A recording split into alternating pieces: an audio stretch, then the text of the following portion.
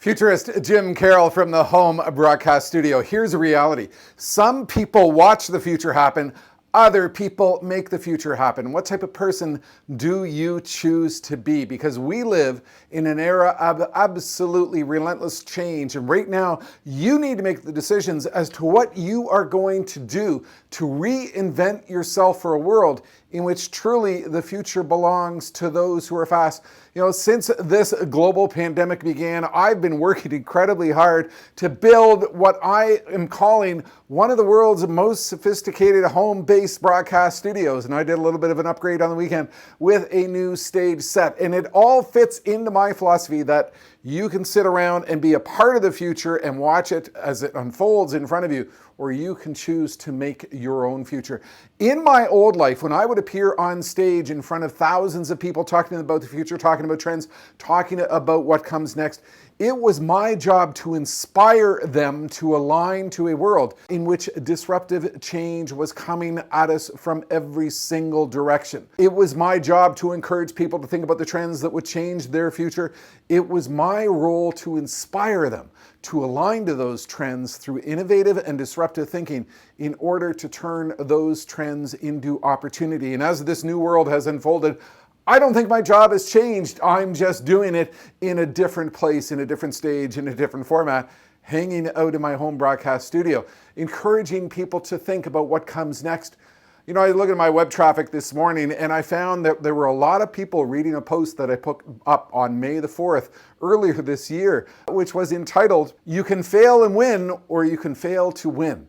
And in this post, I put together 10 lessons that I've learned from moving incredibly fast to align myself to this new reality of a future in which the entire global events and meeting industry has changed. So as we go forward into this new future, you need to think about what you can do to prepare yourself for a faster world. And that's why I find this list, even revisiting it myself today, several months later, 10 things I've learned from moving fast, invaluable guidance on what we need to do to align to this new, faster future. Number one, think big. The future is still out there. The future is still massive.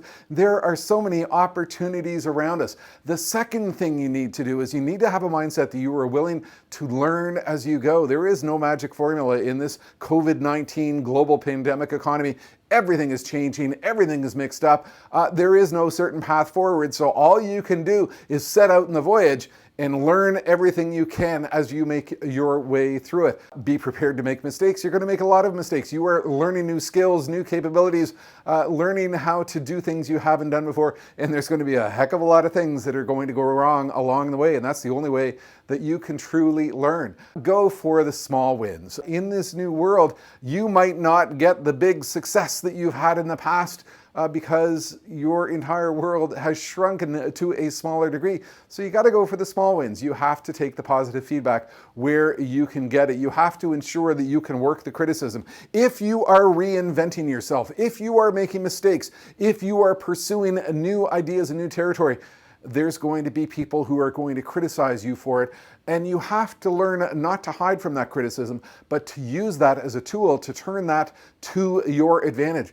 Modify more. Nothing is set in stone. There is no certainty going forward. You have to make it up as you go. You have to be prepared to modify everything you do in terms of your goals, your strategies, your skills, and what it will take to get you there. You have to have a mindset that you celebrate your success. Just with the small wins, you have to be prepared to acknowledge when you've done something wonderful, because that's the motivation that will inspire you to keep on going. You have to be relentless on your goals. The future is full of opportunity. You have to set a goal, put it in mind, put it in perspective.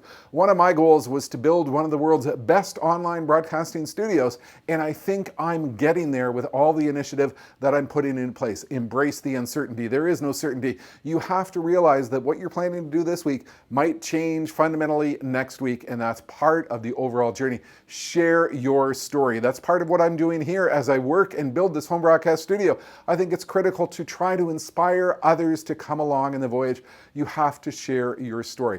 That's my list of 10 things, but look, every single list of 10 things goes to 11. So be inspired by Spinal Tap. Take your life, take your goals, take your voyage to 11. because there's always a little bit more. Keep the faith. This is a complex voyage. This pandemic global economy is complex, it's scary, it's challenging. You have to be prepared to continually remind yourself of why you're focused on reinvention, why you're focused on what you're doing, why you're focused on the goals that you've put in place. You have to keep the faith in terms of where you're going. And that's what I'm working on down in this home broadcast studio. I keep implementing new stage sets, keep experimenting with new ways of delivery, keep working with new technologies, keep working with new ideas. And as you can see, sometimes things don't necessarily go 100% perfectly. And that's what it's all about. That's how you learn. You learn by doing. What you really need to do is you need to commit to a voyage. You need to commit to reinvention. You need to commit to what you can do to align yourself to a faster future, because the future is appearing faster than you think. Everything you've just seen has occurred in my basement, in my virtual broadcast studio. With this green wall behind me, I call it my canvas of creativity. You can learn more by visiting virtual.jimcarroll.com. Thanks for joining in. That's a wrap.